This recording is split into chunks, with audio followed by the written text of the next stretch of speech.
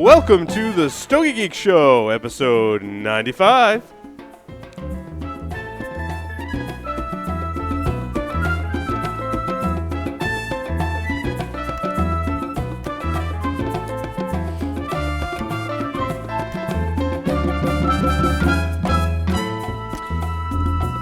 This episode is sponsored by Mr. J's Havana Smoke Shop, located here in Rhode Island. They have an outstanding selection of premium handmade cigars. And by the Havana Cigar Club, located in Warwick, Rhode Island. It's a great place to enjoy a drink and a cigar. Stogie Geeks listeners can find a $5 off coupon by clicking on the HCC logo on our website.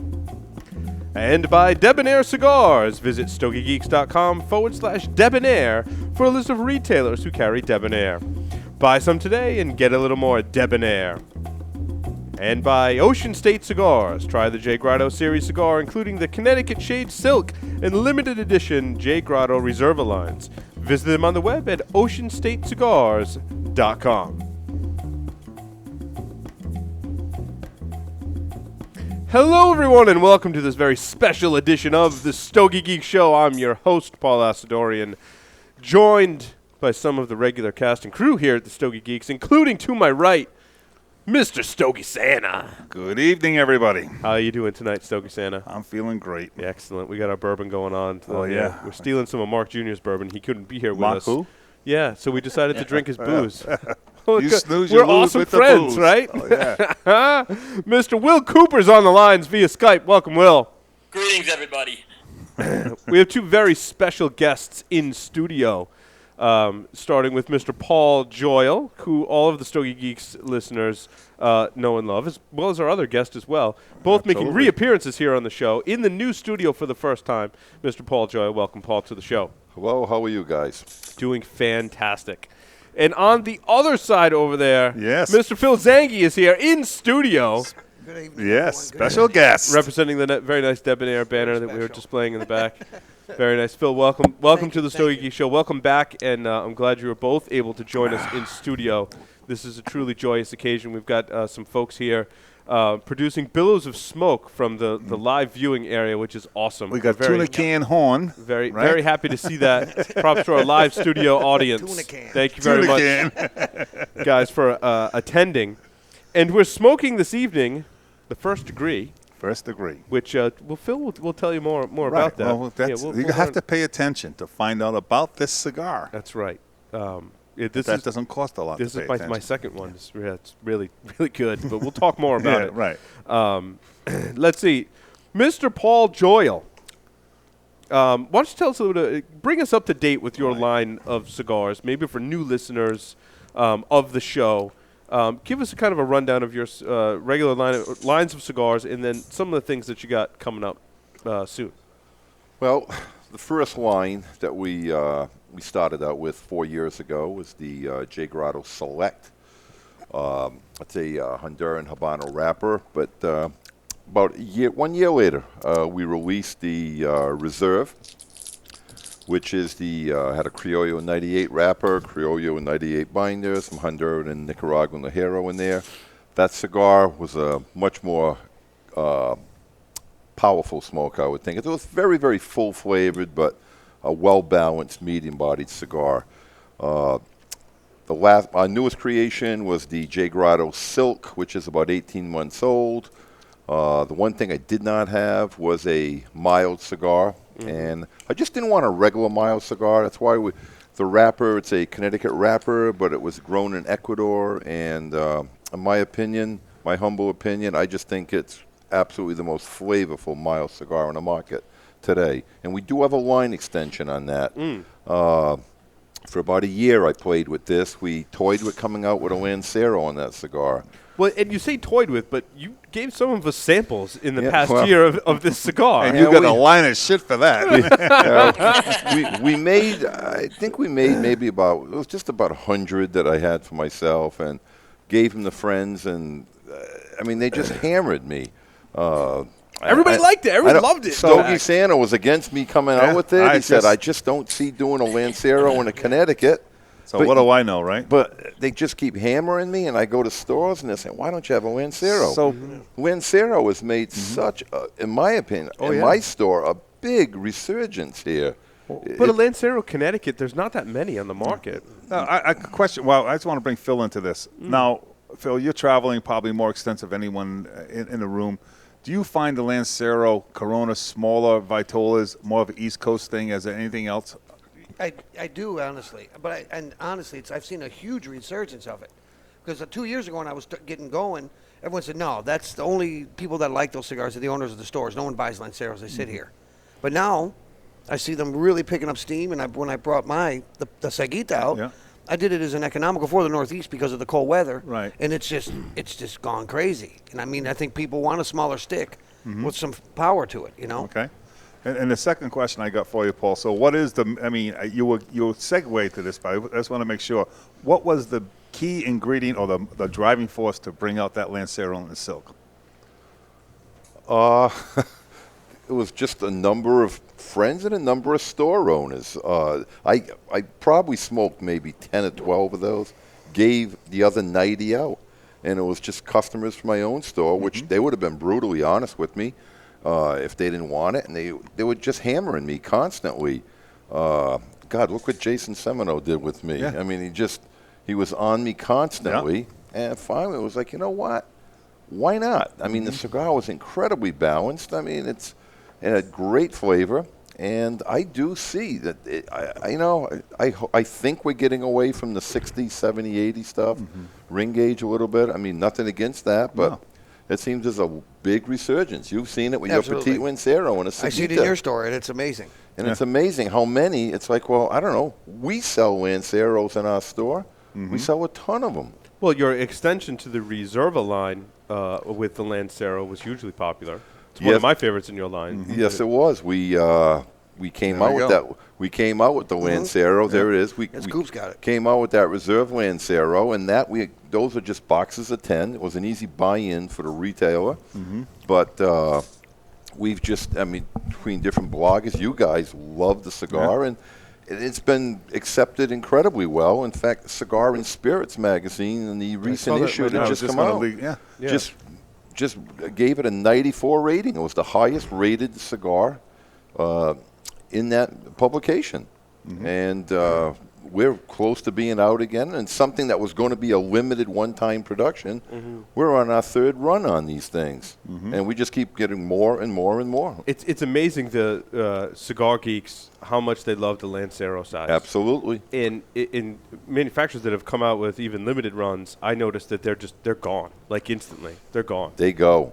They really go. I look at something, though, with the Vitola. If it delivers, like, to be honest, I look at Phil's line. I love everything in the line, but I can't keep my hands off the Bellicoso, and I'm not a belly. You're not a belly guy I'm not at a all. belly That's guy. surprising. So, right. So what I'm trying to get at now with the Lancero, and I think if the cigar delivers on any particular size, it's going to catch on. That's my humble opinion. That's what I look at it. You know what I'm saying? I don't know if you guys agree with that. The Lancero is catching on, not because it's a Lancero. It's delivering. But the belly, I think it's the 180 of the large ring gauges. Yeah. There's not much commitment. If a line has that, and then people stick to a core blend in that line, and that Lancero reflects that blend, then they'll go up the line. That was my theory to it. Yeah. Right. You know? Yeah, because you have a petite Lancero. That's a petite Lancero, in your line, the Saguita. It's a 48 by 5.5. Yeah. So. Was there a strategy behind making it a shorter one rather than a full? Goose on it now. No, I just like because in the factory, there was one of the cigars that one of our partners, he had made a lot of them for himself, and I smoked them like crazy. And they were good smoke to have around, like put in your pocket. You can smoke them all day long. Having that shorter size. Yeah, and more in the pocket. Maybe just because I could put more on me. Any given time, I smoke a lot. So right. And I said, man, this will be good. And it's turned out well. I'm kind of proud of it. I'm gonna put you both on the line. I'll start with Paul. In your reserve line, what is your favorite Vitola? I'm going to go with two. The Corona Gorda there that we came out with, the Grand Corona, which is a Corona Gorda, 5 5/8 by 46, was my favorite. But now I go in between that and the Lancero. Okay, the Silk line? Silk, I usually do Toro. I like Toro. And believe it or not, I've been smoking Churchills lately. I like the Robusto. That delivers very, very nicely for me. Now, here we go, Phil. I never asked this question. I got to know. You know what I feel about the belly. What is yours? I never asked that question in the debonair line. It's weird. It's been, since the last couple of days I've been with you guys, and since I've done this trip, I really believe it's the Solomon for me. Yep. It's the pinnacle. I think it's honestly the best work I've ever done up to this point. Then you've kind of swayed me to the Bellicoso for second. Wait, you swayed him in his own line. I think so, honestly. And then the rest of them are. I mean, they're all phenomenal I knew lines. he was going to say the Salomon because the best compliment I can give you when you tried to give me the Salomon a few times, right. and I said I don't smoke that size cigar. I don't like it, and I don't want it. Right, I remember. And that. I probably owe the listeners here an apology because the last time I did smoke a Salomon, I was on a show. And I just disappeared in a coma for about an hour. I fell in love with the cigar.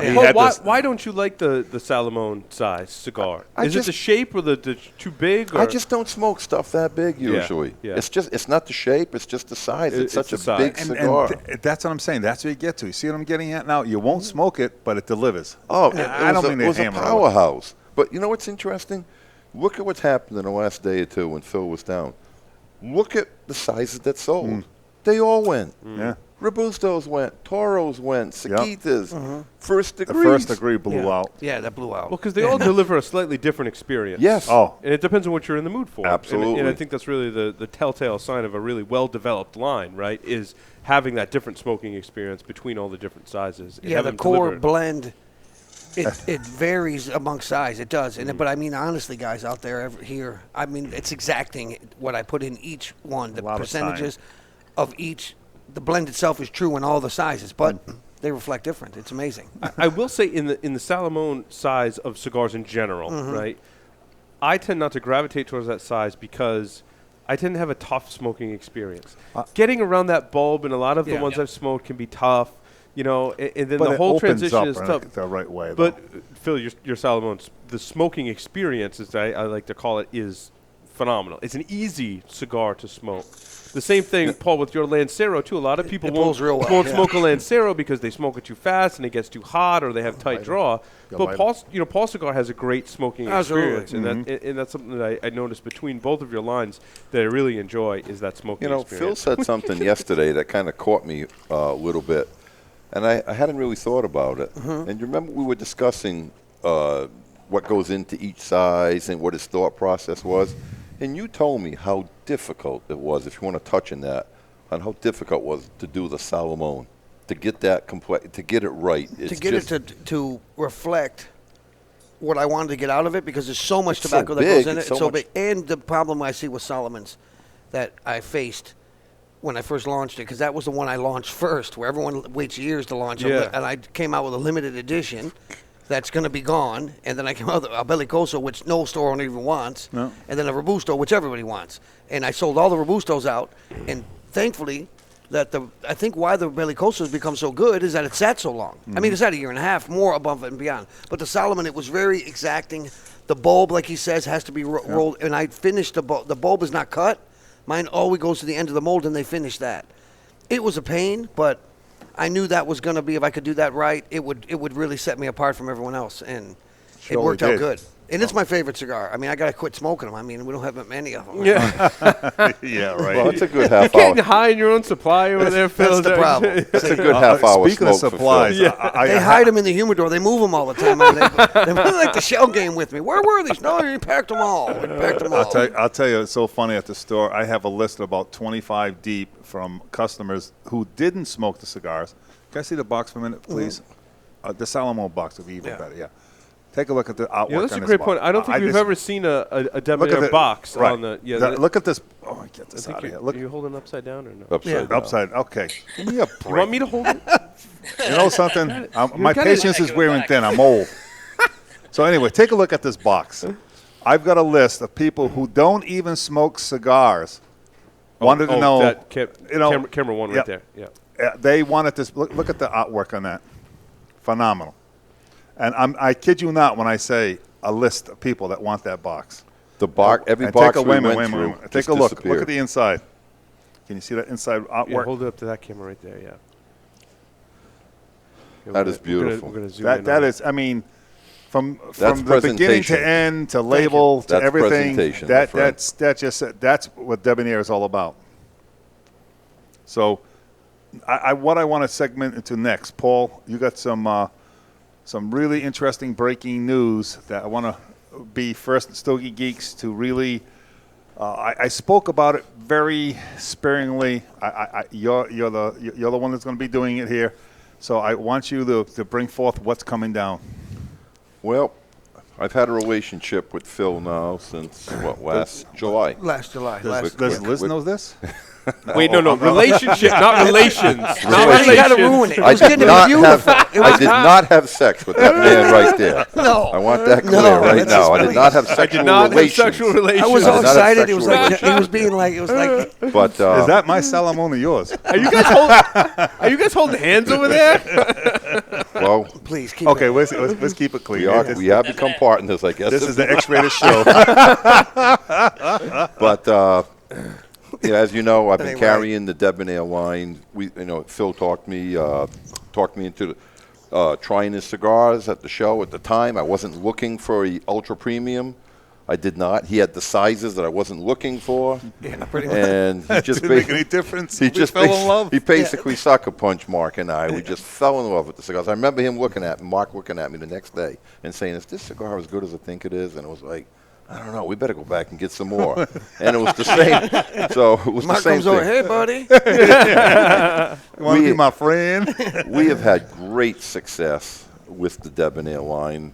I know Phil's very excited about what we've done in a very short I'm period humbled of by time. it. Thank you. I mean, we've just had great success, and we've talked quite a bit. And I kind of pitched him a little bit. I asked him if he would, ever be interested about doing a line for someone, and it was like immediately he said, "You know what? I do this for you in a heartbeat."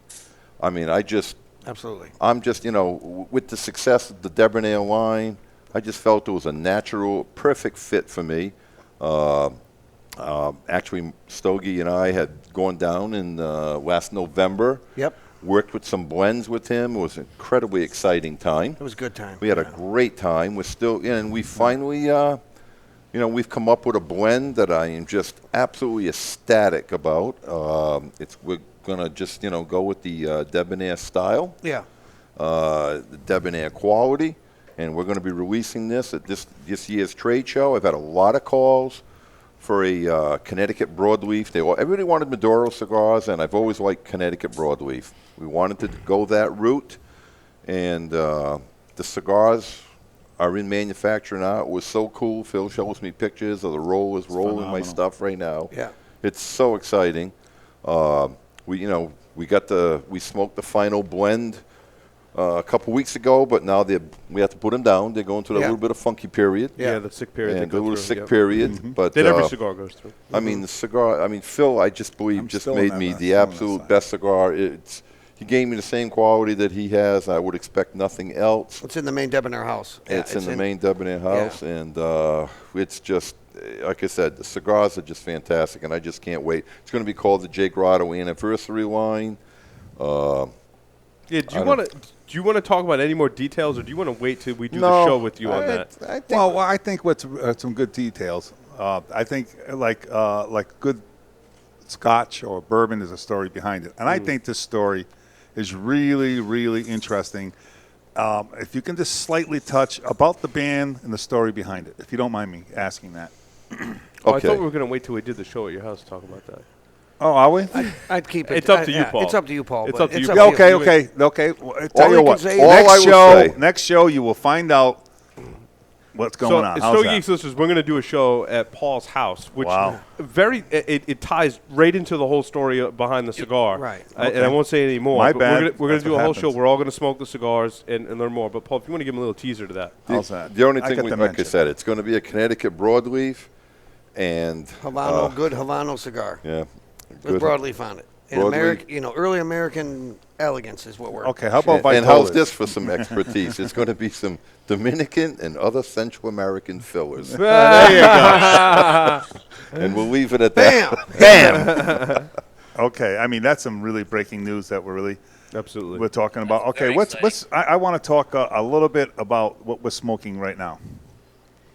Absolutely. Okay. Phil, we're smoking the First Degree. Yep. Why don't you explain for us a little bit about the blend? I mean, the blend is similar to the rest of your line with Right. some subtle differences, which I want you to share with our listeners, and talk about the size and why you came up with that size. What I found this August will be 2 years Debonair's been in business selling cigars and manufacturing. It was a year before that making them and then bringing them out. But I saw, and it was crucial, people like Paul and Mark and all, I really listened to my brick and mortar people. I don't just say the word brick and mortar. I mean, I go and stay in the brick and mortars and see what each area is doing and what they're telling me. Okay, this is what would be good. This is what our clients are looking for. This is the kind of things. And in the Northeast, because of the harsh winters, people still want to smoke, but they don't have much time. Yeah. And sometimes these guys, a lot in New York City that I deal with, they're in the buildings. They got to come down.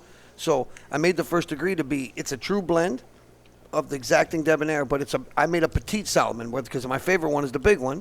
Basically, that's a tiny Petite Solomon. And I think it gives you if you put it like, I know it sounds really corny, but if you lay it there and you shine a light on it, the shadow of it's like that big. It gives it something. For that small of a cigar, you get a real experience of it, And the thing is, it goes by fast, and people tend to smoke more of them. Yeah, you know? You almost want to smoke them back to back. You get it. And It's very easy to do. Yeah. It's very easy to do. Yep. We've been doing it. Yeah, I've been And smoking. I must have smoked. And I brought it out basically when I first did it. It was when I was doing all these tours. I was giving out big cigars, and some people were like, "Why are you giving those out, Phil? That's crazy." And I saw another company that was doing these just for tasting cigars, little tiny cigar, So I said, "Okay, I'll make these," and I was giving them out. And people said, "When are these coming out?" I said, "They're not to come out. There's no band on them. You see, I mean, they're just you're an idiot. Why don't you bring these out?" So I went back and I said, "Well, maybe I am an idiot," and I came up with the little tiny box. I don't have little small box. It's the same thing. It's the same like the Debonair box and the whole thing. But I made the band. The only thing difference is it's not it's not the giant Debonair band. It's just the medallion itself. You see, and because it just would be too big on. It would be the whole cigar, And here's what the Vitola looks like. Yeah, little petite Solomon, I call it. I mean, That's a nice day. I got No, it. that's a good description for. What's the size on it exactly? it's a About 5. 6 inch. Oh, It's like a 5 and I think it's a 5.5 by 38. 38. It pans out to like a 40. It's just a taper. It's like a perfecto. and the blend, the composition of the blend. Same blend. Central American tobacco, Yep. Central American Dominican tobaccos in the filler. Dominican binder and Nicaraguencia. Yep. Capa. I can probably count on one hand cigars in this size profile that have the smoking experience and the burn, draw, and construction that these First Degrees do. And I've smoked 2 of them, and I've talked to a lot of other people here in the studio that have smoked quite a few as well. And they all describe the same outstanding burn, draw, and construction. That's crucial. How did you pull that off? Because it's Just not easy. being there And trust me. and watching the people, and the people that are my rollers, I can't take credit for it. They're the ones. I mean, yes, I did come up with the blend and the idea and everything, but I don't make them all. And it's crucial to have them like you. And respect you. And I make them part of the experience. I'm like, well, look, guys, this is I'm in this magazine or I'm doing this thing. Thank you. This is important. I bring them lighters and I bring them things and make them part of it. Like, thank you, guys. I come back after every tour and look, I tell them everything I went on. We did great in this store. Thank you, guys. Everyone was excited about the blend. You guys are doing a great job. You guys are rolling them perfect. There's no burn issues. There's no nothing. But, what do we think we can make it better? And then they say, well, sometimes with the head, and they come up with the better ideas and they make a better cigar for us. Because if you have a bad, I don't care how good the cigar is, if it draws bad, you're not going to, the guy might not, it might not burn right. So people will come back to it. But if it's plugged, they're not going to come back. Yeah. Imagine if you buy a Solomon, that's another key thing. Burn and draw on a Solomon. A Solomon and the small size are both really they burn, tough sizes. they're very tough. Burn. I'm stuck on the combustion. It's I said that when I reviewed it too. The combustion was just. It's the curing. It's really. I mean, you're down. I mean, I'm more than halfway. It's never hot. Never hot. No. For a small cigar, they don't get hot. I smoked my first one. I was burning my fingers off. I would like to say something. You said I don't want to take credit for this. I'm going to totally disagree with you, and I think Mark will back me up here. When we were there in November, I mean, you came up to Mark and I and said, he said, what are these little things? And you gave them to us. He said, smoke these. I think this is going to be my next project.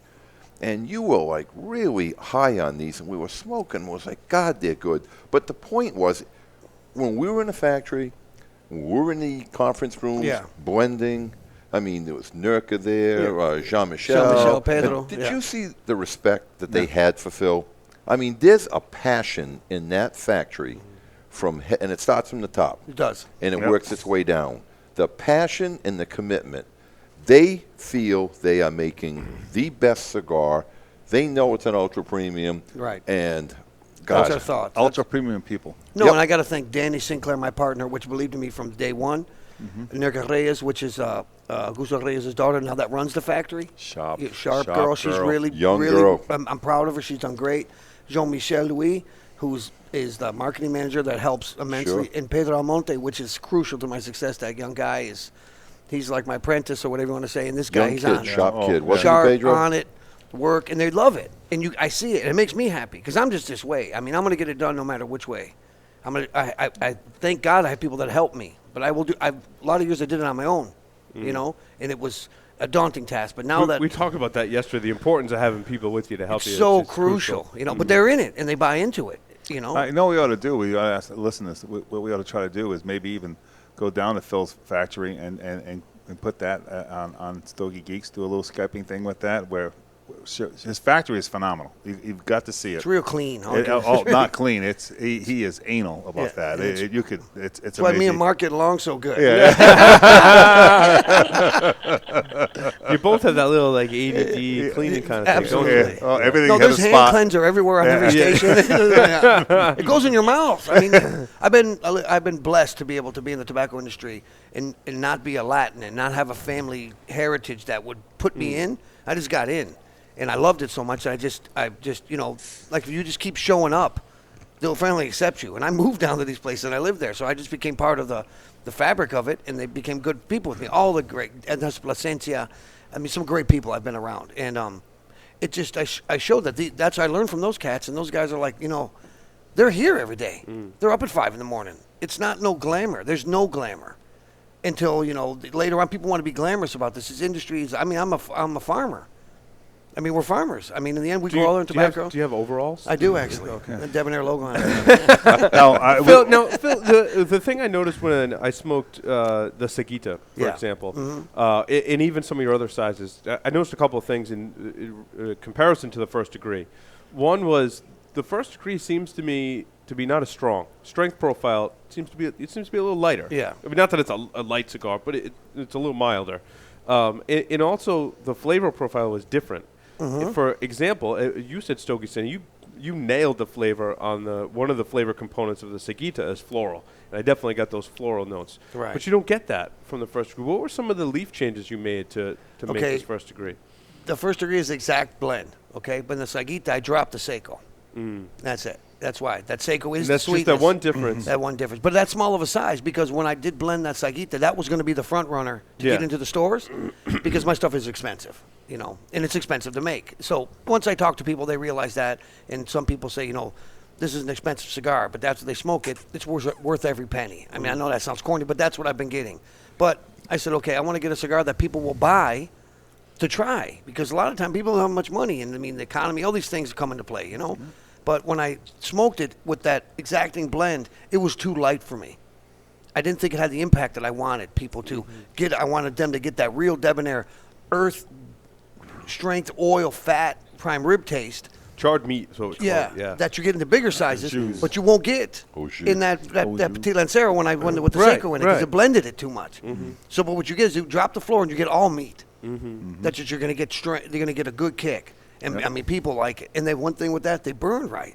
Yeah. They real pull. Because Well, I do all accordion fold. I don't do any entubado, I don't do any roll. It's all accordion fold, and I'm like really on them about more folding it 1, 2, 3, 4, as many times as they can fold that leaf.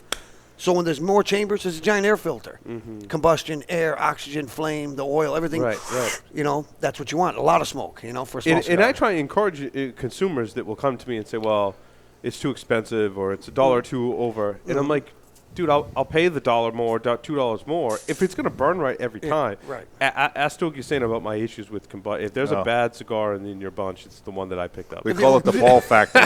The only criticism I've gotten, All right, The cool. Paul syndrome, yeah. Paul only- syndrome. That's right. the only Thank you. criticism I've gotten or I get is that my stuff's expensive. I'm okay with that. That's not a bad. I don't get people saying, you're making a piece of crap. Yeah. That's expensive. I never have gotten that, thank God, And I mean, I pray that it'll never happen because I'm on top of it. Because, I mean, remember that. I'm putting something out there that I'm competing with the 1% of the 1%. And if you're not playing ball, I'm playing with the Yankees right now, This isn't maybe. The Red Sox, sorry. All right, you're in the wrong spot. Tuna can says Yankees. But you know what I mean? nickname. Major League, sorry. I'm playing in the major leagues now. No, And it's true the Yankees. You But know? I want to get Coop involved with this I know, we haven't been conversation. involved in Coop over Now, here. while you have gone through every Vitola in this blend, Yep. and some listeners haven't heard everything you have explained yourself on this, what do you find your favorite one is? Oh, it's the belly. And I didn't think it would be the belly. That one just resonated with me. It was the total package of a cigar. Mm-hmm. And I really got that au jus flavors out of that belly. And it was, like I said, it was an amazing thing because if those, at the time when Phil had the 5 Vitolas, if I would have reached for them, the last one I would have left on the table would have been the belly. Mm-hmm. So, like I said, you sold me on the belly. You kept telling me about the belly, and then when I smoked the belly, I believed in it. Oh. And now, if you would, I hate to do this when you say, you don't want to say second, third, or fourth because it almost, yeah. What would you, if you didn't go for the belly, what would be the next reach for that in that line? It's probably a tie between the Saguita and the Salomon. I know they're the two opposites, but because again, there's very few Salomons that have really pleased me, and where they burn right. I tend to have burn issues a lot with Salomons, and that's consistent with me. Yeah. But these Saguitas, I mean, I could just smoke them any time of the day. Yeah. And I know I'm gonna get a good smoke. I could smoke it as if I need a shorter time smoke. I don't like to use the word quick smoke because I don't like inhaling a cigar. But even on these Saguitas, I can pick up a little of that. Yes, I do get some of those florals, but I can pick up a little of that debonair meat on it. yeah. It's subtle, but it's there. Yeah. Enough. Now we went to Phil's. Now, what about Paul on his reserve line? Do you have a favorite on that one? It's hands down the Lancero. Yeah. Mm-hmm. Interesting. And on the silk, Yeah. I'm a Robusto guy. Yeah.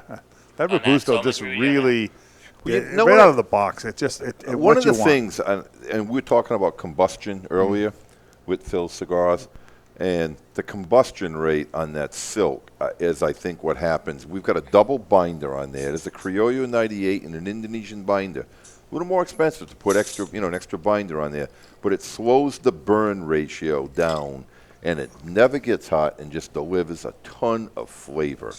And I think that was the difference. I don't know. It seems that cigar just exploded for me, and I never figured it would be a mild to me. That's the last one I was hesitant to come out with. I should have come out with that one first. Yeah, it's always that way, Paul. Oh, man, little Stogie Santa, this boy. Welcome to the world of tobacco. Paul, I have a question for you. Of the lines you blended, did you find the silk was the toughest to blend? Yes, and it's interesting. We spoke yesterday, and we asked Phil, "Is it hard to come up with a certain cigar that's not to your flavor?" And he says, "No, because if you're working with good tobacco, that's it." But I don't normally smoke, excuse me, mild to medium cigars. I just don't. But there was such a call for it, and now I just that cigar with a cup of coffee in the morning is just second to none. I love the line, but it wasn't a flavor profile that I normally do. And I kind of, be honest with you, I leaned on my son Tom and Stogie Santa here a little more. I said, you know what? I almost want to pull back from this one a little bit. I want to see what you guys have to say, and then I'll give my opinion last. But I think when we finally came up with the blend, we knew we had it. You remember? I remember we said, this is it. This is it. No more. we knew we had it at that point. I definitely knew I had it, and God, the success on that's just been tremendous. That's awesome. Okay, what's next on our line? Yeah. What can we expect heading into IBCPR for both you guys? You want to go Start first, with Phil. Phil? I go first. Well, the big thing I'm doing is I'm coming out with a Maduro. Yeah, what's in that box right there? Something. Would you like one, Paul? I would, very much so, actually. Here, try the Toro first. Connecticut broadleaf, Want to put that up for the? Oh, yeah.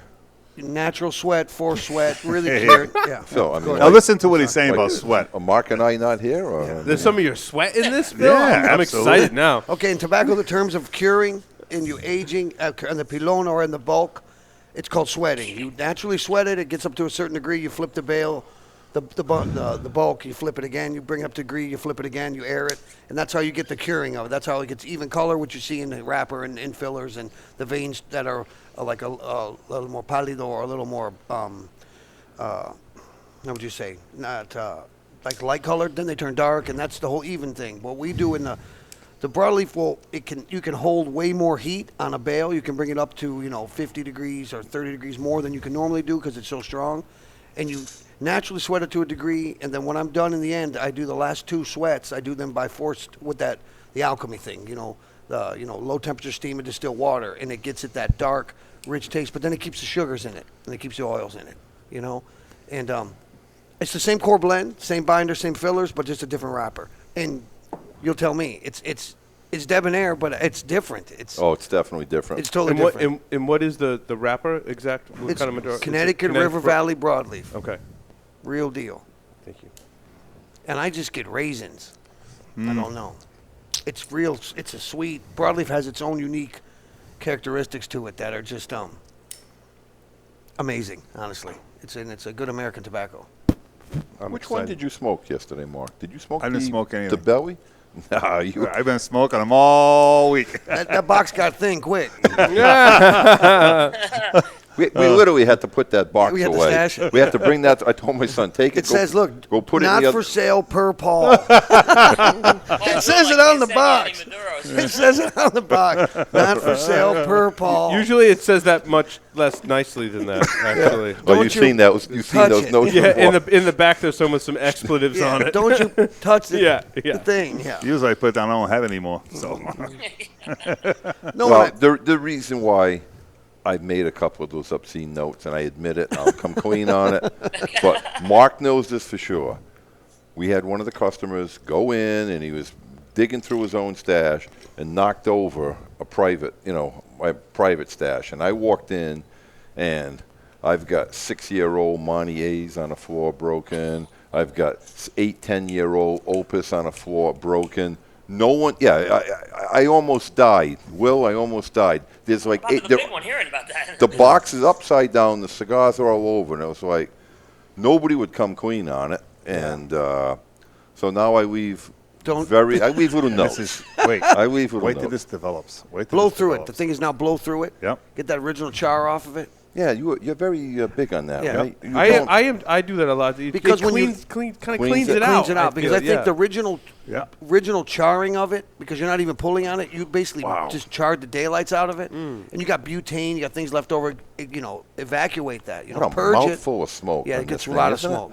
Because it pushes, imagine, when it gets warm, and this is my theory, when the cigar gets warmer, the oils now are thinned, right? So now they're really moving down the vein, they're moving down in the tobacco, they've all joined. So when you blow through it, when it's warm, they push all those oils up to the front, and you'd evacuate all the old smoke. And then when you pull on it, the starvation of oxygen, boom, it ignites that oil, and you get double the smoke, and you get that true kick, I don't know. I mean, I'm crazy, but it seems that way. So how often do you blow through the end of it? Every once in a while, I'll or do just every in the beginning? 20 puffs. I'll blow I through it. gotcha. That's just Calm like a it habit. down. That's Yeah. about every minute for you, right? Yeah, by every minute, but every half second. He just lit up the Salomon. He'll be done with that. Have a Maduro and another one by the time we're done with this. Well, that's the benefits of my job. Yeah, I know it. I mean, I feel so blessed every single day that I'm doing what I really love, and I mean, to get to meet great people, like Paul and Mark and Paul and Coop, everybody, the guys over here you can't see, everyone just is. It's been great, and I've been in the industry 23 years, and it's been a very interesting ride. But I can't complain. It's just fun. You know what, Phil? You've done it the old-fashioned way. I'd like you to touch on this because I know, and you've done it with me. You were so low-key. You didn't sell me. Right. You made me want your cigars. Yeah. But he walks in, and he's not selling. He's not pushing on you. Give me a little theory here, and it works. You build a relationship Right. first, Right. then you go into your product. Exactly. You don't walk in. Again, It's not. I don't want to call it a trick, but it's a process to it. Like no, you're sincere. It's not a trick. It's when there's a lot of sales techniques, and what I always thought is that I believe in my heart that I'm making a great product that I know will sell good in a store like these guys have. But everybody says I'm not going to come in and say I make the best cigar in the world, or this is the best thing you can get, because that's not A, not debonair, and B, not humble. I've always seen the humble approach where I walk in and I see a picture of a horse, that I know is a Palomino, but I tell him, hey, is that a quarter horse? The guy's like, no, it's a Palomino. You like horses? Yeah, that's beautiful. Really? Yeah, I've been doing this. I have a farm. My kids ride. And about 45 minutes into it, now he's talking to me. He's talking about something he likes. Oh, okay. Really? Oh, what are you here for? No, I make cigars in here. We'd like to try one. Sure. Now he's opt to try it. Where usually you put it in the bag. I'll talk to you in a little while. Yeah, exactly. So he smokes it. And the best compliment I get is that look. They just look at it. And look at me and look at it and go, do you like it? They're like, man, that's pretty. I'm pleasantly surprised, And I'm like, well, thank you for that. Because, them saying that to me means they've been getting a lot of things they have not been surprised about. Right. No, that's true. And, and I do that. And I come and stay 3 days at a store. Not a 5-hour thing. I put my banner out, sit there with a bunch of boxes, hammer at you. Let's push boxes. Guy comes in. I'd rather him sell 20 boxes during the week than sell 20 boxes one night. Why? Because then that guy might come in and want to give it to his friends. Because then if a guy buys 10 boxes of cigars, say he buys 2 boxes of cigars, right? When's he coming back? He's not going to come back for a while. I'd rather him buy 10 boxes over the month in singles, and then also he'll try something else. And then he might buy my whole line. And then he's in the store with them, and he might buy other things from them. I want them to stay in his store to buy a humidor, to buy a cutter, to buy a lighter, to buy whatever, because that's what generates the brick and mortar store. It's not people use that brick and mortar a lot, but I mean the brick and mortar it's the small business in America, which is not, it's dying. It's a unique thing, a brick and mortar. It's It's like it's a barber shop basically. You go there and you see these guys and you talk, And I mean, for me, I like to talk. You can tell, but. I mean, I just enjoy being around people, and I like to see how he became successful, and how Mark, where his industry came from, how people apply what they've learned in their life to the tobacco industry, to the cigar industry, which is beautiful, And I see a lot of people just trying to make it, and trying to hustle in the cigar industry, and I'm like, guys, you got to go back to square one, You got to make the best product you can make. You got to really believe in what you do. There's no corners to be cut. And then when I walk in, if someone doesn't like my product, I did everything possible I know to make the best product, and it's not to their profile. It doesn't hurt my feelings. It's like, thank you for your time. God bless you and your family, and maybe one day we can do something together. But, I mean, I always feel that the people that make cigars in other factories, that's not theirs. I've been blessed to have a really good infrastructure, some good partners that we've done well in the tobacco industry and that we can own our place. But how do you know if that's your stick, what you wanted? I mean, it's always I hand the stick, I know I did it. I saw it. Yeah. I watched it, I pulled it out, and what I'm going to do with Paul, same thing. I'm giving him that, and I don't have a lot of time. So, I mean, the people that like Paul and stuff, I want to make something really good for them that I know I can concentrate on.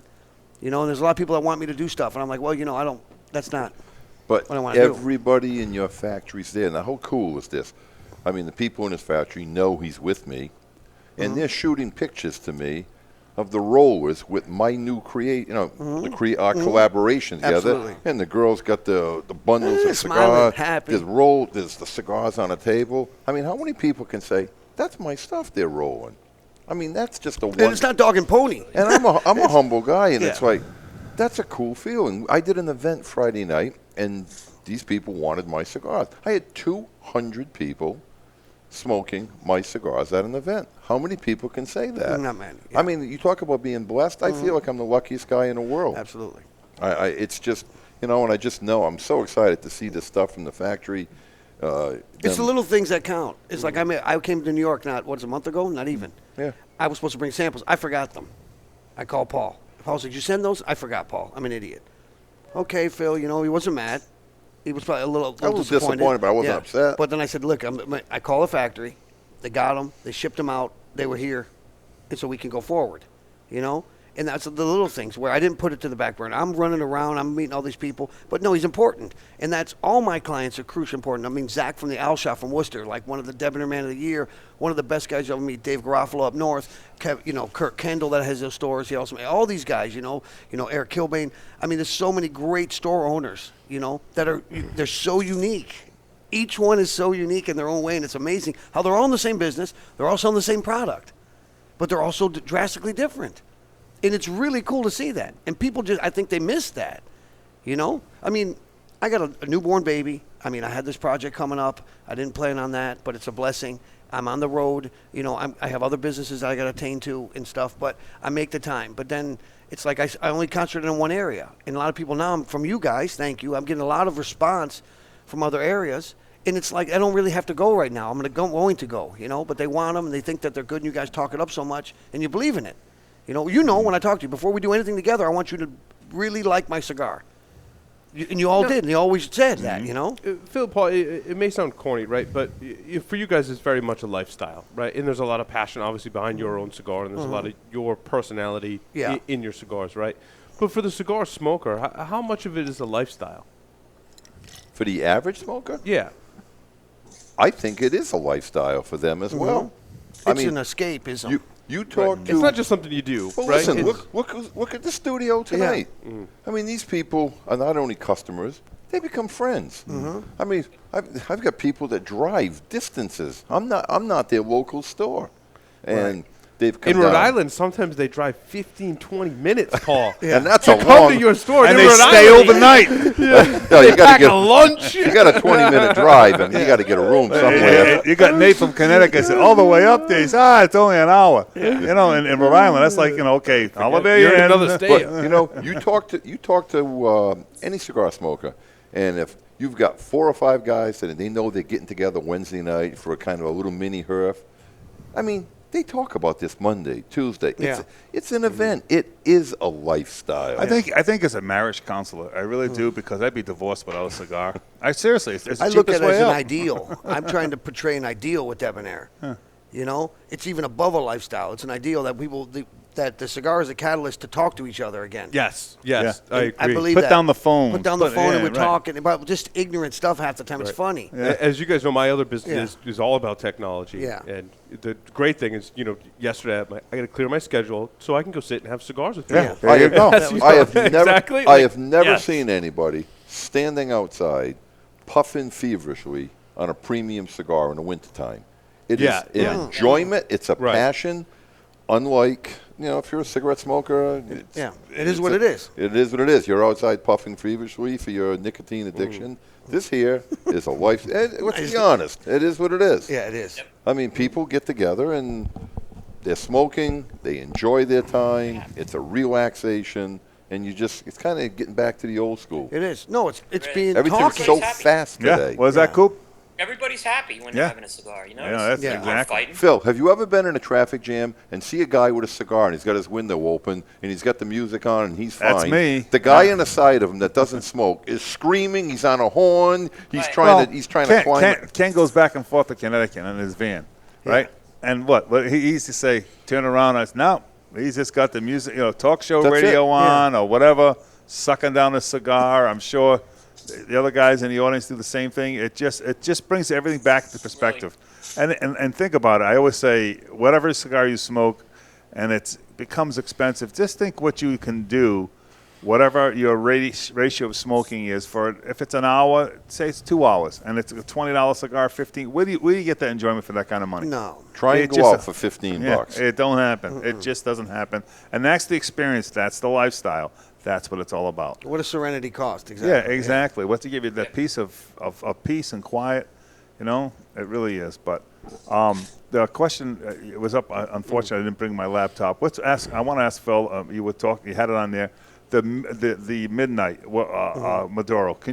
What's that midnight all about? Can you bring that to forefront? Because of course it's dark, and I thought it would be a unique thing. I'm trying to look and how I can use that right now, but I think I'm gonna I like the term of midnight because, if you see on my cigars, there's no names on the boxes. There's no vitolas, there's no names or anything. Yeah, It's for people to ask, what is that? And then they come to you and they ask you and you tell them, and there's a story behind almost all of them, But the midnight is because it's more of it's a stronger smoke, so you need to sit down and relax, and it's more like something that's at the end of the day and it's going into the evening.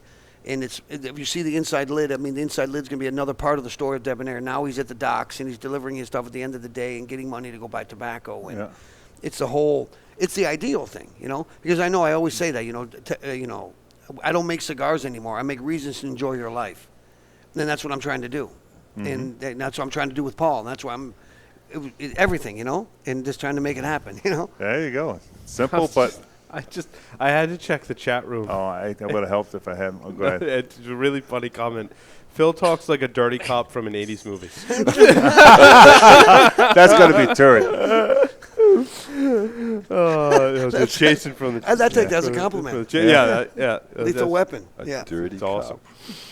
Yeah.